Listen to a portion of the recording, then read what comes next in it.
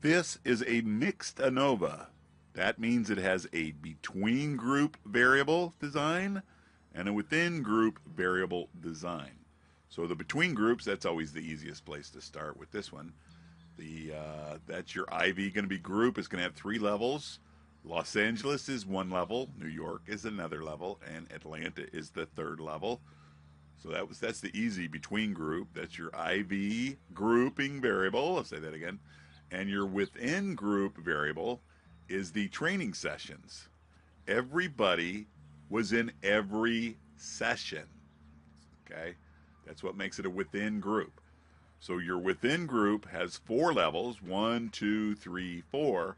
But the way we're going to write them up in SPSS, we're going to make them their own individual variables. That is a trick to SPSS. Whenever you do anything within group, each individual measurement time-wise has to be its own IV. So let's go ahead and get started. Real quick, the first IV is the grouping IV. And here are the labels.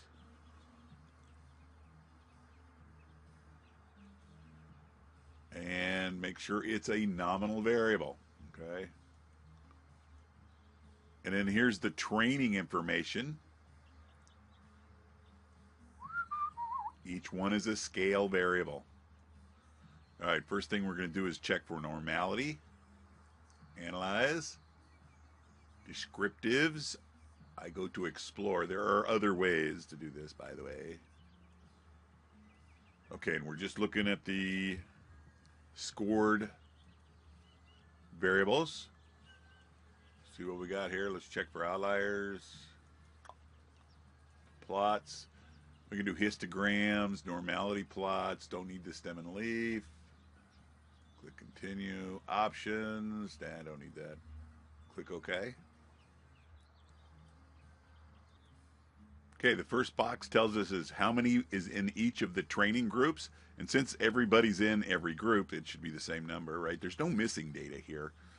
We will learn what to do with missing data in the next semester, I'm thinking. Second box, there's our descriptives. So there's the mean for all 3 cities for training 1, training 2, training 3, training 4. Here's our extreme values table. Again, it doesn't necessarily mean they're outliers. I'm gonna use the box plot to check for outliers. That is by far the easiest way. So here's your money box right here. For normality, you look at the Kolmogorov-Smirnov test. Here's the significant levels. So there's first, second, third, fourth training. None of them are less than 0.05. Training 2 almost is, but it's not quite. So we did not violate the assumptions of normality. We can go ahead and continue. But let's look at the histograms real quick. That is skewed. Box plot, right? It has no outliers. It is skewed, but no outliers. And here's training 2. That is skewed as well. Training 2, no outliers.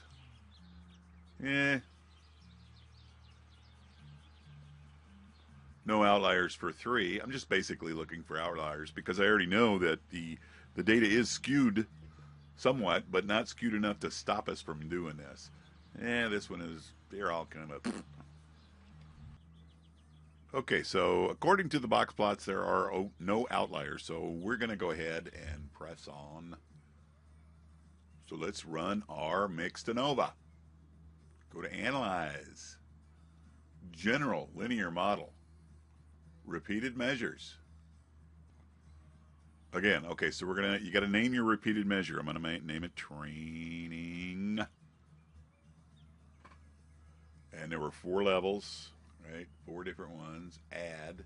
We need to define which the levels were.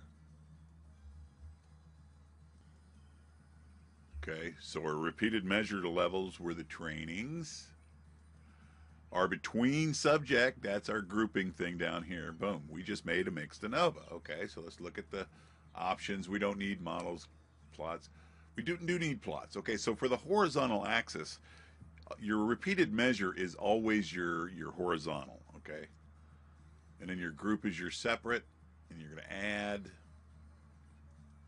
continue.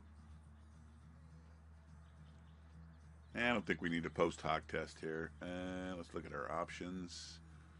And yes, we always look at the descriptives, the effect size, power, and homogeneity variance. We still need to check, make sure that's okay. Click OK. And I believe we're ready to go. Click OK. Cross your fingers. And we have an output. Okay, first of all, this box, the DV are the training sessions, okay? So 1 through 4, those are the DVs. That's what we're going to be physically measuring. Tells us how many there are, tells us how many are in the grouping IV, right? There's 3 levels, the 3 cities. And here's the training scores by city, right? Training 1, Los Angeles had 101. On average, 102, 108, 111. So you can see some increase in Los Angeles real quick for New York City. 151, 154. Yep, they all went up. New York City went up as well. Atlanta, 98, 105, 114. Wow, Atlanta really kicked butt there. So there was a lot of improvement due to the training. Okay, so but now let's figure out if it's significant or not. Not sure why there's a box test on this one. Okay, so here's our multivariate test. This is strictly for the training, okay? And this is for the interaction between the training. But I'm not going to use this box, even though it says there's a significant difference. I'm going to look at the within group box and the between group box.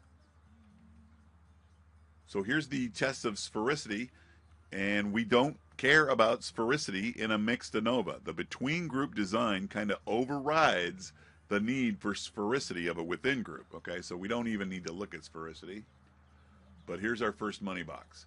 So this is a test of within subjects. In other words, was there a significant number of new membership from training 1, 2, 3, 4 across the board, regardless of the city? So that's what the first box tells us. Just training, regardless of the city. There was a huge F and a significant difference. So in other words, between the first training and the last training, there was a significant difference. And we saw that in the scores. They all went up. So apparently the training works when it comes to bringing in new membership. And while we're here, here's our effect size, right? Partial eta squared. And here's our power, which is perfect. Okay, so this is saying this is a very, very strong test. So let's move on. And don't need the contrasts here. But here's our test for the homogeneity variance. And none of the groupings were violating the homogeneity variance. Okay, so that's why the test is so strong, because we didn't violate any of the assumptions. And here's our between cities check.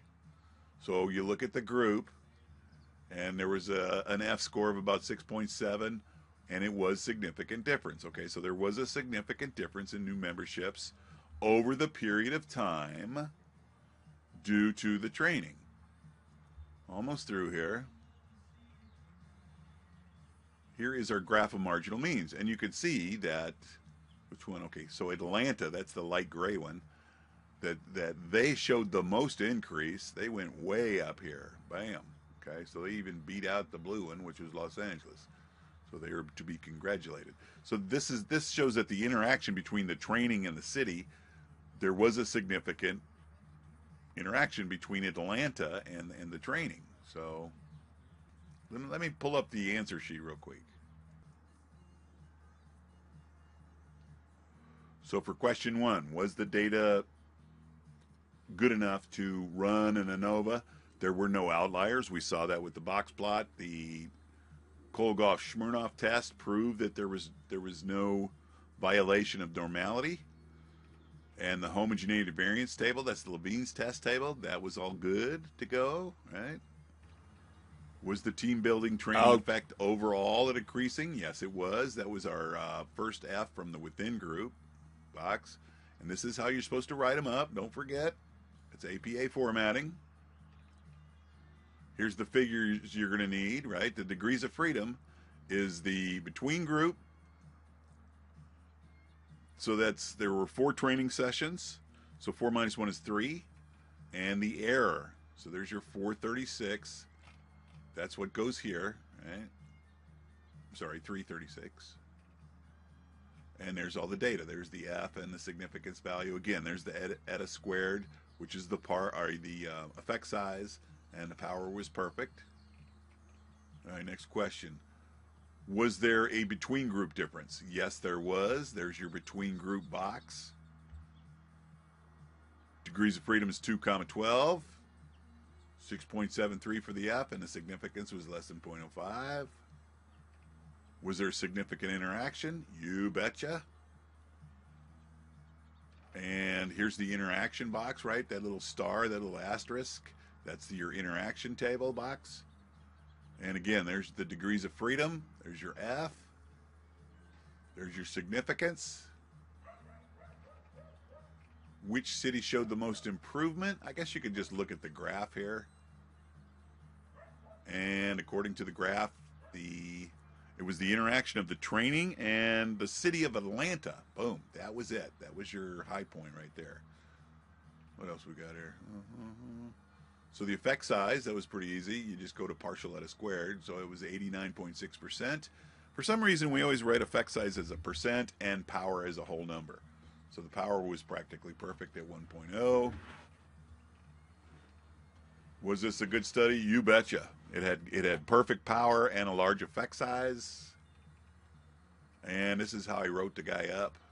But I suggest you just, open up the page. This will be up on our Moodle, okay? And then I put all the descriptive statistics in there. That's it. I hope this video helped. MGZ, out.